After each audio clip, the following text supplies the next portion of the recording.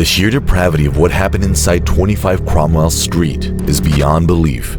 From outside, the house appeared like any other, but if you were unfortunate enough to live on the other side of the door, it was pure hell. Living in the so-called House of Horrors was a West family, large in number and seemingly innocent. At least, that's how the community saw them. But it would soon become horrifyingly apparent that the West family was the furthest thing from innocent, because at the heart of the family, hidden in plain sight, were Britain's most sadistically savage couple, Fred and Rose West. The pair were infamous for a reason, as they carried out some of the worst crimes in history. The couple raped, tortured, and murdered their unsuspecting victims, going as far as to cripple them by severing fingers and kneecaps. Fred and Rose are also atrocious parents, frequently raping and abusing their own children, and even murdering several for simply misbehaving. But the extent of their crimes got much more appalling, and it would take an entire 20 years to bring the lovers to justice. This is a story of Britain's most dangerous serial killer couple, why they became so brutal, how they were caught, and what truly happened inside 25 Cromwell Street. It's important to get a brief understanding of the pair's childhoods to find out what made them so twisted. Fred West was born in 1941 to a poor farming family. From an early age, he witnessed his parents slaughtering farm animals. Fred's father also reportedly had incestuous relationships with his daughters, and his mother wasn't any more innocent, as she began sexually abusing him when he was only 12. But according to Fred, he saw nothing wrong with this. He ended up leaving school at 15 to work as a farm laborer. At age 17, he was involved in a motorcycle accident that resulted in a fractured skull, causing an 8-day-long coma. A metal plate was fitted into his head, which according to experts likely affected his behavior. After the accident, his family reported that he became prone to sudden outbursts of rage, lying, boasting, and even shoplifting. At age 19, he suffered yet another head injury after being shoved off a fire escape by the boyfriend of a girl he assaulted. Shortly after the accidents, Fred's sisters revealed he had been raping her for the past 6 months, resulting in her becoming pregnant. When confronted by his mother, Fred admitted to molesting girls for a long time, thinking it was just something everyone did. He was subsequently banished from the home, but despite his actions, he didn't face imprisonment as his sister didn't testify. In 1962, Fred fell in love with a prostitute named Catherine Costello. Costello was pregnant by another man, but in spite of this, Fred married her, accepting the little girl as his own and naming her Charmaine. 2 years into their relationship, Costello gave birth to Fred's daughter, Anne-Marie. Fred was working as an ice cream van driver, but accidentally ran over and killed a 4-year-old boy. Fred subsequently moved to a caravan park in Gloucestershire, leaving Catherine, but taking the 2 children as well as her nanny, 16-year-old Anne McFall. Anne eventually fell pregnant with Fred's baby and asked him to marry her, but he refused, instead deciding to kill the pregnant teenager, burying her near the caravan park. Not long after, at age 27, Fred met 15-year-old Rosemary Letts at a bus stop. Rose was born in 1953 in Devon. Both of her parents suffered from harsh mental illnesses. The electroconvulsive therapy administered to her mother during pregnancy likely caused damage to Rose's brain function, contributing to academic struggles and coining her the name Dozy Rosie in school, as the children saw her as slow-minded. She was also known for an aggressive temper and weight issues during adolescence. Rose's parents had a rocky marriage. Her father, a paranoid schizophrenic, exhibited violent behavior and maintained a fearsome presence, frequently raping Rose. Fred met her while waiting for the same bus. At first, Rose was put off by Fred's appearance and assumed he was a tramp, subsequently rejecting his invitations for a date. But Fred didn't give up, offering her extravagant gifts and a sob story of his wife abandoning him with his 2 children. This eventually won Rose over, as she had a soft spot for children and loved Fred's affection. Their relationship quickly flourished, with Rose frequently visiting the caravan park and caring for the children, Charmaine and Anne. Within weeks of meeting Fred, Rose left her job at the bread shop to become the nanny for his daughters. They agreed that Fred would provide her with enough money to give to her parents each week so she could pretend she still worked at the shop. A few months later, Rose introduced Fred to her family. This, however, didn't go too well. Her parents were concerned by him being almost double her age. as well as Fred continuously lying about his financial status, claiming to have just returned from Scotland, where he had lots of property. But Rose's parents saw right through this, telling their daughter to stay away from him. Her father even began threatening him directly, warning he would contact social services if the relationship continued. Rose chose to disregard her parents' wishes, which led them to contact social services, informing them that their 15-year-old daughter was involved with a much older man. Rumors had also surfaced suggesting she was engaging in prostitution at his caravan. As a result, Rose was placed in a residential care facility for troubled teenagers. Upon turning 16, she was discharged from the care facility to return home to her parents. At the time, Fred was serving a 30-day sentence for theft and unpaid fines. But upon his release, Rose left her parents to live with him. In a last-bid attempt to end their relationship, her father pleaded with police to pick her up. This led a police surgeon examining her, which revealed, to the dismay of her father, that she was in fact pregnant. And so Rose was given a choice: terminate the pregnancy and return home, or refuse and be banished from her family. Rose, still deeply in love with Fred, chose to run away with him, consequently leading her father to forbid her from ever returning home. The couple moved to an apartment in Gloucester. It was there Rose gave birth to their first child, a daughter they named Heather Ann. 2 months later, Fred was arrested for stealing car tires and served a 6-month sentence. During Fred's imprisonment, Rose, who had just turned 17, took responsibility for caring for the 3 girls. But this arrangement would have dire consequence.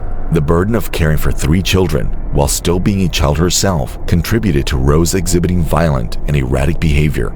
Anne would recount how she frothed at the mouth, her eyes turning bloodshot red, and it's believed that during one of these outbursts, she murdered Wes's eldest child, Charmaine. Since Wes was incarcerated at the time, Rose concealed the body until his release, telling Charmaine's school that she had left with her mother, Costello the prostitute, to live in London. Upon his release, Wes willingly assisted in hiding the body, removing the fingers and toes, as she had done with a pregnant nanny, Anne McFall. Unfortunately, Costello came searching for her daughter and ended up meeting the same fate: strangled, dismembered, fingers and toes removed, and buried in close proximity to Anne. Fred and Rose married and moved to 25 Cromwell Street in Gloucester. The house had many rooms, and so they began taking in lodgers in order to help with the finances. The couple converted the cellar to fit their needs, establishing it as a grim torture chamber, but disguising it as a play area for their children. Their daughter, Anna Marie, became one of its first victims. She was regularly dragged down and raped by Fred. He told her she'd be savagely murdered if she dared to tell anyone what had happened in the cellar. Fred and Rose's torment began to extend beyond the family. In 1972, they imprisoned and raped 17-year-old Caroline Owens while she worked as a nanny for their children. She managed to escape the home and report the West to law enforcement.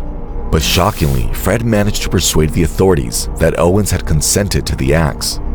Consequently, both Fred and Rose were only fined 25 euros. Rose also began working as a prostitute with Fred's encouragement. He enjoyed watching her with clients, peering through cracks in the walls of neighboring rooms. According to reports, Rose's father was also one of her regularly visiting clients. Rose gave birth to some illegitimate children, but Fred accepted them as his own, and would even claim the children born with darker skin were as a result of his supposed black grandmother. In the following years, several young women, including 15-year-old schoolgirls Carol Ann Cooper and Shirley Hubbard, became victims of the couple. Each of these individuals suffered brutal sexual assaults before being murdered, dismembered, and buried in the cellar beneath the family's home. Kneecaps, fingers, and toes removed, which according to Fred West's biographer, was to immobilize them, rendering them incapable of escape. The couple would lure most of their victims by offering them rides, but many of the girls preyed upon were simply their lodgers. After suffering countless rape instances, Anna Marie was sure she would inevitably be murdered. Knowing this, she escaped the home by moving out to live with her boyfriend, choosing to tell the family on the day she left, as she knew if given any warning, Fred and Rose would have dismembered and buried her among those in the cellar. The couple subsequently switched their target on their first child, Heather, but she wasn't as quiet as Anne, eventually making the mistake of telling a friend about what she endured in the home. This enraged her parents, who responded by choking her with stockings and dismembering her. she ended up buried in the back garden under the family's patio. After running away, Anne provided a statement to the police detailing the abuse she had both witnessed and experienced. But she later retracted her statement, leading to the case being dropped. However, the accusation wasn't worthless, as it drew the authorities' attention to the home. They became all the more aware that whatever went on at Cromwell Street was far from normal. After Heather's agonizing death, her disappearance was left unreported to the authorities. Her siblings were told she had secured a job far away. At this point in time, 20 years after moving to Cromwell Street, the couple had brutally taken the lives of 12 people, most being young girls, but with so many others going missing around this time, as well as Fred himself claiming to have murdered many more. It's widely estimated the pair took the lives of at least 30 individuals. But despite avoiding justice for such an unbelievable amount of time, it would be a simple family joke that would result in the grim discovery, ending the lovers' killing spree. After frequent concerns of child abuse, the 5 remaining children were taken into the local authorities' care. The children were still deathly afraid of their parents' threats, which kept them eerily silent. But a social worker began to take note of frequent references to a so-called family joke of Heather being underneath the patio. This was often a threat Fred would jokingly scare his children with, saying they would end up under the patio like Heather if they misbehaved. A detective who overheard the siblings took the joke seriously and managed to convince senior officers it was worth looking into, considering the family's concerning history, as well as the fact Heather hadn't been seen in over 5 years, with a supposed last sighting being by Fred, who told police he had seen her in Birmingham recently. Thankfully, police weren't buying it, leading them to excavate the garden. Fred watched anxiously from the top window, likely in anticipation of the police discovering a lot more remains than just Heather's. He decided to confess. Over the course of the next 11 days, 9 victims were unearthed, most being in the garden and cellar, but one even being found in the bathroom area. The House of Horrors, of course, wasn't the only place where Fred and Rose had buried their victims. Attention soon turned to 25 Midland Road, where the pair had previously lived in the early 1970s. On May 4th, police discovered Costello's daughter, Charmaine, buried beneath the kitchen. Police were then led by Fred to a nearby field, where the remains of her mother Costello and pregnant nanny Anne McFall were unearthed. Despite revealing her grave, Fred denied the murder. While awaiting trial, Fred took his life by fastening a noose out of his bed sheets. He left a suicide note detailing that he had wanted to be buried with a gravestone on which it was to be written, "In loving memory, Fred and Rose West, rest in peace where no shadow falls." In perfect peace, he waits for Rose, his wife. It's widely believed that his suicide was an attempt to clear Rose of any blame. This was of course futile, as she was charged with 9 of the murders, receiving a whole life tariff, meaning she would never be released. She's currently 72 years old and being held at HM Prison, New Hall. If you enjoyed this video, be sure to check out the worst abuse case I've covered.